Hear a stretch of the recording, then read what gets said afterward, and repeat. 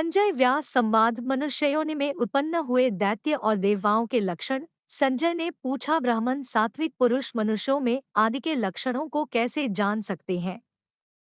नाथ, असुर मेरे इस संशय को दूर कीजिए। व्यास जी बोले, द्विजों तथा अन्य जातियों में अपने पूर्वकृत पाप के अनुरूप असुर, राक्षस और प्रेत भी जन्म ग्रहण करते हैं, किंतु वे अपना स्वभाव नहीं छोड़ते। मनुष्यों में जो असुर जन्मते हैं वे सदा ही लड़ाई झगड़ा करने को उत्सुक रहते हैं। जो मायावी, दुराचारी और क्रूर हो उन्हें इस पृथ्वी पर राक्षस समझना चाहिए। इसके विपरीत एक भी बुद्धिमान एवं सुयोग्य पुत्र हो तो उसके द्वारा समूचे कुल की रक्षा होती है। एक भी वैष्णव पुत्र अपने कुल की अनेकों पीढ़ियों का उद्धार कर देता है। जो पुण्य तीर्थों और मुक्ति क्षेत्र में ज्ञानपूर्वक मृत्यु को प्राप्त होते हैं वे संसार सागर से तर जाते हैं, और जो ब्रह्मज्ञानी होते हैं वे स्वयं तो तरते ही हैं, दूसरों को भी तार देते हैं। एक पतिव्रता स्त्री अपने कुल की अनेकों पीढ़ियों का उद्धार कर देती है। इसी प्रकार द्विज और देवताओं के पूजन में तत्पर रहने वाला धर्मात्मा जितेंद्रिय पुरुष भी अपने कुल का उद्धार करता है। कलयुग के अंत में जब शहर और गांवों में धर्म का नाश हो जाता है तब एक ही धर्मात्मा पुरुष समस्त पुर, ग्राम, जन समुदाय और कुल की रक्षा करता है। जो मनुष्य अपवित्र एवं दुर्गंधयुक्त पदार्थों के भक्षण में आनंद मानता है, बराबर पाप करता है और रात में घूम घूम कर चोरी करता रहता है, उसे विद्वान पुरुषों को वंचक समझना चाहिए। जो संपूर्ण कर्तव्य कार्यों से अनभिज्ञ तथा सब प्रकार के कर्मों से अपरिचित है, जिसे समयोचित सदाचार का ज्ञान नहीं है, वह मूर्ख वास्तव में पशु ही है।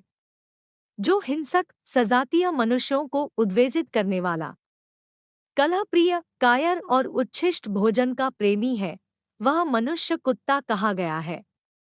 जो स्वभाव से ही चंचल, भोजन के लिए सदा लालायित रहने वाला, कूद कूद कर चलने वाला और जंगल में रहने का प्रेमी है, उस मनुष्य को इस पृथ्वी पर बंदर समझना चाहिए।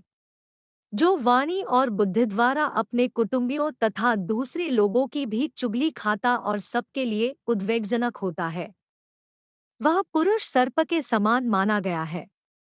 जो बलवान, आक्रमण करने वाला, नितांत निर्लज्ज, दुर्गंधयुक्त मांस का प्रेमी और भोगासक्त होता है, वह मनुष्यों में सिंह कहा गया है।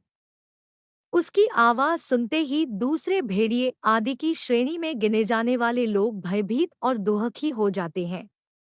जिनकी दृष्टि दूर तक नहीं जाती ऐसे लोग हाथी माने जाते हैं। इसी क्रम से मनुष्यों में अन्य पशुओं का विवेक कर लेना चाहिए। अब हम नरूप में स्थित देवताओं का लक्षण बतलाते हैं। जो द्विज, देवता, अतिथि, गुरु, साधु और तपस्वियों के पूजन में संलग्न रहने वाला, नित्य तपस्यापरायण, धर्मशास्त्र एवं नीति में स्थित, क्षमाशील, क्रोधजयी, सत्यवादी, जितेंद्रिय, लोभहीन, प्रिय बोलने वाला, शांत, धर्मशास्त्र प्रेमी, दयालु, लोकप्रिय, मिष्टभाषी, वाणी पर अधिकार रखने वाला, सब कार्यों में दक्ष, गुणवान, महाबली, साक्षर, विद्वान, आत्मविद्या आदि के लिए उपयोगी कार्यों में संलग्न, घी और गाय के दूध, दही आदि में तथा निरामिष भोजन में रुचि रखने वाला, अतिथि को दान देने और पावण आदि कर्मों में प्रवृत्त रहने वाला है, जिसका समय स्नानदान आदि शुभ कर्म, व्रत, यज्ञ, देव पूजन तथा स्वाध्याय आदि में ही व्यतीत होता है। कोई भी दिन व्यर्थ नहीं जाने पाता, वही मनुष्य देवता है। यही मनुष्यों का सनातन सदाचार है। श्रेष्ठ मुनियों ने मानवों का आचरण देवताओं के ही समान बतलाया है। अंतर इतना ही है कि देवता सत्वगुण में बड़े बड़े होते हैं, इसलिए निर्भय होते हैं। और मनुष्यों में भय अधिक होता है। देवता सदा गंभीर रहते हैं और मनुष्यों का स्वभाव सर्वदा मृदु होता है। इस प्रकार पुण्य विशेष के तारतम्य से सामान्यतः सभी जातियों में विभिन्न स्वभाव मनुष्यों का जन्म होता है। उनके प्रिय अप्रिय पदार्थों को जानकर पुण्य पाप तथा गुणावगुण का निश्चय करना चाहिए। मनुष्यों में यदि पति पत्नी के अंदर जन्मगत संस्कारों का भेद हो तो उन्हें तनिक भी सुख नहीं मिलता। सालोक्य आदि मुक्ति की स्थिति में रहना पड़े अथवा नरक में, सजातीय संस्कार वालों में ही परस्पर प्रेम होता है। शुभ कार्य में संलग्न रहने वाले पुण्यात्मा मनुष्यों को अत्यंत पुण्य के कारण दीर्घायु की प्राप्ति होती है, तथा जो दैत्य आदि की श्रेणी में गिने जाने वाले पापात्मा मनुष्य हैं, उनको मृत्यु जल्दी होती है। सत्ययुग में देवजाति के मनुष्य ही इस पृथ्वी पर उत्पन्न हुए थे, दैत्य अथवा अन्य जाति के नहीं। त्रेता में एक चौथाई, द्वापर में आधा तथा कलयुग की संध्या में समूचा भूमंडल दैत्य आदि से व्याप्त हो जाता है। देवता और असुर जाति के मनुष्यों का समान संख्या में जन्म होने के कारण ही महाभारत का युद्ध छिड़ने वाला है। दुर्योधन के योद्धा और सेना आदि जितने भी सहायक हैं, वे दैत्य आदि ही हैं। कर्ण आदि वीर सूर्य आदि के अंश से उत्पन्न हुए हैं। गंगानंदन भीष्म वसु में प्रधान है। आचार्य द्रोण देवमुनि बृहस्पति के अंश से प्रकट हुए हैं। नंदनंदन श्री कृष्ण के रूप में साक्षात भगवान श्री विष्णु है। विदुर साक्षात धर्म है। गांधारी, द्रौपदी और कुंती इनके रूप में देवियां हो धरातल पर अवतीर्ण हुई है। जो मनुष्य जितेंद्रिय, दुर्गुणों से मुक्त तथा नीतिशास्त्र के तत्व को जानने वाला है और ऐसे ही नाना प्रकार के उत्तम गुणों से संतुष्ट दिखाई देता है, वह देवस्वरूप है। स्वर्ग का निवासी हो या मनुष्यलोक का, जो पुराण और तंत्र में बताए हुए पुण्यकर्म का स्वयं आचरण करता है, वही इस पृथ्वी का उद्धार करने में समर्थ है। जो शिव, विष्णु, शक्ति, सूर्य और गणेश का उपासक है, वह समस्त पितरों को तार कर इस पृथ्वी का उद्धार करने में समर्थ है। विशेषतः जो वैष्णव को देखकर प्रसन्न होता और उसकी पूजा करता है, वह सब पापों से मुक्त हो इस भूतल का उद्धार कर सकता है।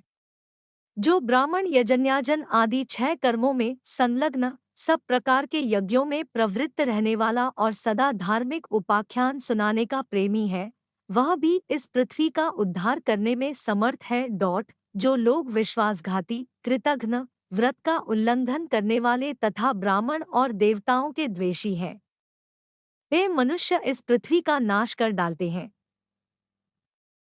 जो माता पिता, स्त्री, गुरुजन और बालकों का पोषण नहीं करते, देवता, ब्राह्मण और राजाओं का धन हर लेते हैं, तथा जो मोक्षशास्त्र में श्रद्धा नहीं रखते, वे मनुष्य भी इस पृथ्वी का नाश करते हैं। जो पापी मदिरा पीने और जुआ खेलने में आसक्त रहते और पाखंडियों तथा पतितों से वार्तालाप करते हैं, जो महापात की और अतिपात की हैं, जिनके द्वारा बहुत से जीव जंतु मारे जाते हैं, वे लोग इस भूतल का विनाश करने वाले हैं।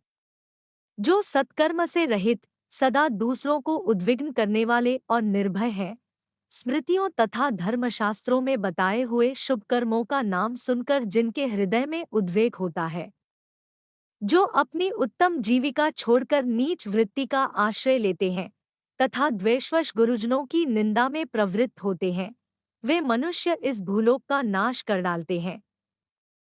जो दाता को दान से रोकते और पाप कर्म की ओर प्रेरित करते हैं तथा जो दीनों और अनाथों को पीड़ा पहुंचाते हैं, वे लोग इस भूतल का सत्यानाश करते हैं। ये तथा और भी बहुत से पापी मनुष्य हैं, जो दूसरे लोगों को पापों में ढकेलकर इस पृथ्वी का सर्वनाश करते हैं। जो मानव इस प्रसंग को सुनता है, उसे इस भूतल पर दुर्गति, दुख, दुर्भाग्य और दीनता का सामना नहीं करना पड़ता। उसका दैत्य आदि के कुल में जन्म नहीं होता तथा वह स्वर्गलोक में शाश्वत सुख का उपभोग करता है।